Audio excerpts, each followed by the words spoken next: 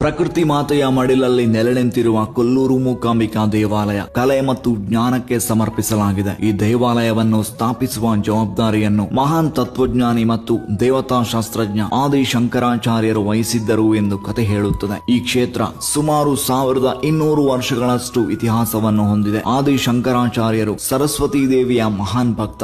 ಒಂದು ದಿನ ಅವರ ಭಕ್ತಿಯಿಂದ ಸಂತಸಗೊಂಡ ಶ್ರೀದೇವಿಯು ಅವರ ಮುಂದೆ ಕಾಣಿಸಿಕೊಂಡು ಅವರಲ್ಲಿ ಒಂದು ದೇವಾಲಯವನ್ನು ನಿರ್ಮಿಸುವ ಕೇಳಿಕೊಂಡರು. ಆಗ ಶಂಕರಾಚಾರ್ಯರು ದೇವಾಲಯದ ನಿರ್ಮಾಣಕ್ಕೆ ಕೇರಳದತ್ತ ಸಂಚರಿಸಿದರು. ಆದರೆ ದೇವಿಯು ಒಂದು ಷರತ್ತಿನೊಂದಿಗೆ ಶಂಕರಾಚಾರ್ಯರೊಂದಿಗೆ ಬರಲು ಒಪ್ಪಿಗೆಯನ್ನು ನೀಡಿದರು. ನೀವು ಕೇರಳಕ್ಕೆ ಹೋಗುವಾಗ ನಾನು ನಿನ್ನನ್ನು ಹಿಂಬಾಲಿಸುತ್ತೇನೆ, ಆದರೆ ನೀನು ಯಾವ ಸ್ಥಳದಲ್ಲಿ ನನ್ನನ್ನು ಹಿಂದಿರುಗಿ ನೋಡುತ್ತೀಯೋ ಆ ಸ್ಥಳದಲ್ಲಿ ನಾನು ನೆಲೆ ನಿಲ್ಲುತ್ತೇನೆ ಎಂದು ಹಿಂಬಾಲಿಸಲು ಆರಂಭಿಸಿದ್ದಾಳೆ. ಆದಿಶಂಕರರು ಮುಂದೆ ನಡೆಯುತ್ತಿದ್ದರು ಮತ್ತು ದೇವಿಯು ಅವರ ಹಿಂದೆ ನಡೆಯುತ್ತಿದ್ದರು. ಸ್ವಲ್ಪ ಸಮಯದ ನಂತರ ದೇವಿ ತನ್ನೊಂದಿಗೆ ಬರುತ್ತಿದ್ದಾಳೆ ಎಂದು ಪರೀಕ್ಷಿಸಲು ಹಿಂದಿರುಗಿ ನೋಡುತ್ತಾರೆ. ದೇವಿ ಆತನನ್ನು ನಿಜವಾಗಿಯೂ ಹಿಂಬಾಲಿಸುತ್ತಿರುವುದನ್ನು ಕಂಡು ಅವರು ಸಂತೋಷಪಟ್ಟರು. ಆದರೆ ಅವರು ಹಿಂದಕ್ಕೆ ತಿರುಗಿದ ಕ್ಷಣದಿಂದ ದೇವಿ ಸರಸ್ವತಿಯು ಶಂಕರರನ್ನು ಹಿಂಬಾಲಿಸಲು ನಿರಾಕರಿಸಿದಳು. ಅವಳು ಹಾಕಿದ ಷರತ್ತಿಗೆ ಅನುಗುಣವಾಗಿ ನಂತರ ಅವಳು ತನ್ನ ವಿಗ್ರಹವನ್ನು ಕೊಲ್ಲೂರಿನಲ್ಲಿ ಸ್ಥಾಪಿಸಲು ಸೂಚಿಸಿದಳು. ನಂತರ ಕೊಲ್ಲೂರು ಮೂಕಾಂಬಿಕೆ ಎಂದು ಜಗತ್ಪ್ರಸಿದ್ಧಿಯಾಯಿತು.